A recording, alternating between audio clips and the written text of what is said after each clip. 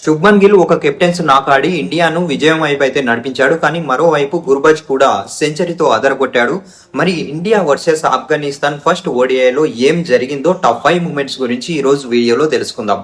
Number 1, 25 ఓవర్ల ఈ match లో ముందుగా ఆఫ్ఘనిస్తాన్ బ్యాటింగ్ కు దిగింది.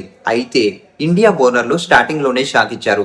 గుర్నూర్ బార్ తన మొదటి ఓవర్లోనే ఇబ్రహీం జాద్ను పెవిలియన్ వైపు అయితే పంపించాడు. ఆ తర్వాత అర్షదీప్ పాజీ, సదీహుల్లా, రహత్ షా వికెట్లు తీసి ఆఫ్ఘనిస్తాన్ ను కేవలం 26 పరుగులకే 3 వికెట్ల నష్టంలోకి నెట్టేశారు. ఇక నెక్స్ట్ నెంబర్ 2. అయితే ఇక్కడ నుంచే మ్యాచ్ టర్న్ అయింది. గుర్బజ్ మరియు అతని పార్ట్నర్ కలిసి 116 పరుగుల భారీ పార్ట్నర్షిప్ అయితే నమోదు చేశారు. ముఖ్యంగా గుర్బజ్ అయితే ఓడిఐని కాస్త T20లా మార్చేశాడు. కేవలం 25 బంతులో హాఫ్ సెంచరీ పూర్తి చేసి 45 బంతుల్లోనే అద్భుతమైన సెంచరీ అయితే బాధేశాడు. ఇక నెక్స్ట్ నెంబర్ 3. అయితే చివర్లో ఇండియా బౌలర్లు మళ్లీ పుంజుకున్నారు. గుర్నూర్ బార్, హర్ష దూబే తలో 3 వికెట్లు తీసి ఇక హర్షదీప్ పాజీ, నితీష్ రెడ్డి తలో 2 వికెట్లు పడగొట్టడంతో ఆఫ్ఘనిస్తాన్ 194 పరుగులకే ఆల్అౌట్ అయిపోయింది. ఇక నెక్స్ట్ నెంబర్ 4.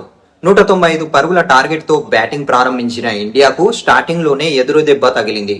రోహిత్ శర్మ, శుభ్మన్ గిల్ మధ్య మిస్అండర్స్టాండింగ్ కారణంగా రోహిత్ శర్మ అయితే 16 పరుగుల వద్ద రన్అట్ అయ్యాడు. అయితే ఆ తర్వాత ఇషాన్ కిషాన్ వేగంగా 34 పరుగులు చేసి ఇన్నింగ్స్ ను గాడిలో అయితే పెట్టాడు. ఇక నెక్స్ట్ నెంబర్ 5. ఆ తర్వాత కెప్టెన్ శుభ్మన్ గిల్ బాధ్యతాయుతంగా బ్యాటింగ్ చేశాడు. 2 సిక్సర్లు, 11 ఫోర్లతో 84 పరుగుల అద్భుతమైన ఇన్నింగ్స్ ఆడి మ్యాచ్ ను ఇండియా వైపు అయితే తిప్పేశాడు. మరోవైపు కేఎల్ రాహుల్ 39 పరుగులతో మంచి సహకారం అందించాడు. చివరికి ఇండియా 7 వికెట్ల తేడాతో విజయం సాధించింది. ఈ సిరీస్ అయితే విజయాన్నితో స్టార్టింగ్ చేశారు. ఇండియా విజయం సాధించిన గుర్బజ్ సెంచరీ మాత్రం ఈ మ్యాచ్ లో ప్రత్యేక ఆకర్షణగా మారింది. దీని గురించి మీరేమనుకుంటున్నారో కింద కామెంట్ చేసి చెప్పండి.